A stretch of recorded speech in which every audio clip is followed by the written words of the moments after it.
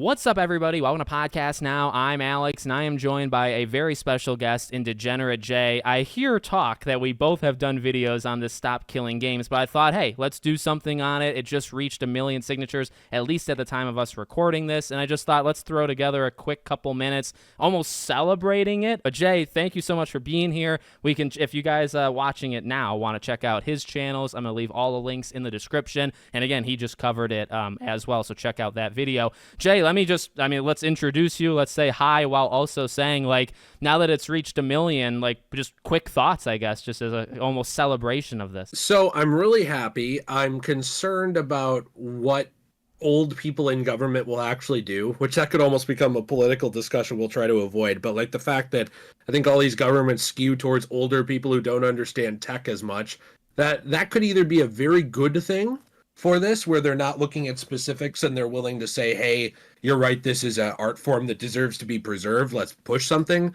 Or it could be a really bad thing where they have the boomer mentality of, you know, watching TV is worth my time, but playing video games isn't. Like we've seen. So it's like, I'm happy, I'm concerned. I also think people really need to, if they are still in these areas or a valid citizen, please still sign it, because any invalid signatures or signatures deemed to be bots or AI or anything like that, they are often thrown out of things like this. So 1 million, it matters, huge milestone, great, but please still take it seriously. That's kind of my intro. Yeah, no, that's really one of the main reasons I want to talk about it. Look, how much we move the needle is probably not much, but like you just said, I mean, it's reached 1 million. I think it's at like 1,010,000 at the time, like we're actually recording it. I think to get it at 1.1, 1.2, 1.3, that's probably enough. Like I feel like, yeah, I mean, we obviously continue to sign it, but I think for those concerned, as we probably should be, of like the fake signatures and stuff like that, obviously stage 1 finished, stage 2, let's get it to the point that even if things get thrown out, it's not a big deal. We're recording this. I don't think the video maybe will go up today, maybe it will, maybe it won't, but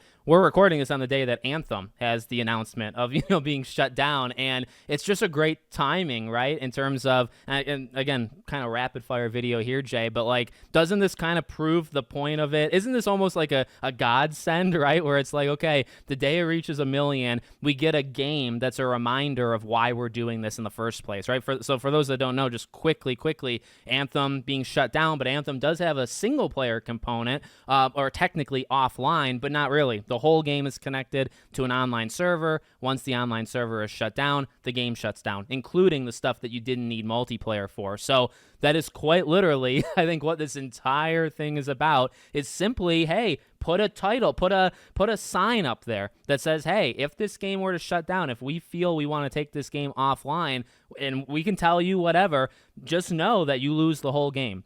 And I don't know about you, Jay, but like that's been my kind of thing with this entire movement is, we don't even need to we can go to the extremes. I actually think we should push the extremes and then maybe settle in the middle, right? Keep a game online forever. That's probably unrealistic, but push for it. And then if the best you get is, hey, it's a subscribe button instead of a buy button. Hey, you have to tell people in the description, this game can one day be taken offline. You don't own it. Those are fine things that I think wake people up. And again, like Anthem is it would be a perfect example, even not today, but today with it being announced, same day as it reaches 1 million, I think that's just, again, a perfect kind of representation of like, this is why we're doing this in the first place. Something I talked about that's kind of hilarious to me in my video was, in the past, EA, EA is hated now, like just in general. Obviously, there's still some good that comes out of EA at times, but they're hated now. If you look back at how they handled things in the past, though, when they were not hated and they actually made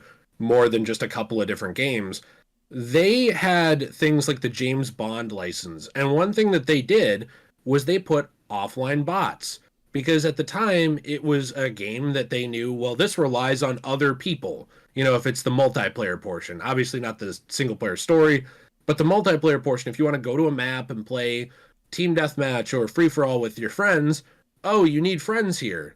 They understood that. Even though the internet was barely a part of gaming for consoles at that time, they still got it. And so what they said is, well, here's a method to preserve this and let you play this by yourself. We'll put bots in. We'll actually put AI bots, and you can play against them, even if your friends are not here. we've lost a lot of that mentality. There's not a lot of that, okay, how do we preserve the game if this feature it relies on with other people, if we can't get that going? We've lost a lot of that. And I've seen so many games struggle with that, like even a lot of Activision shooters outside of Call of Duty, like again, James Bond games after EA, Activision did them, and basically none of them have bots, so they're lacking preservation. Activision things like the Transformers War for Cybertron. You go on there, you can play the single player story, but there's no bots for the multiplayer. That's just Yeah. gone. You know, it's like you've crippled entire parts. But even if you look at newer games, I have NBA 2K23 because as a simple man, I'm a big fan of Michael Jordan, and I bought the game for that, and I had gotten into it, and I never really played sports games much, and I ended up getting some of those cards for players where you know, I didn't spend thousands of dollars on it like some people, but I tried out the My Team. I got some players, and lo and behold, you know, just a couple years later, I don't have those players anymore, even though the way that I played that mode was like a 3v3 against AI.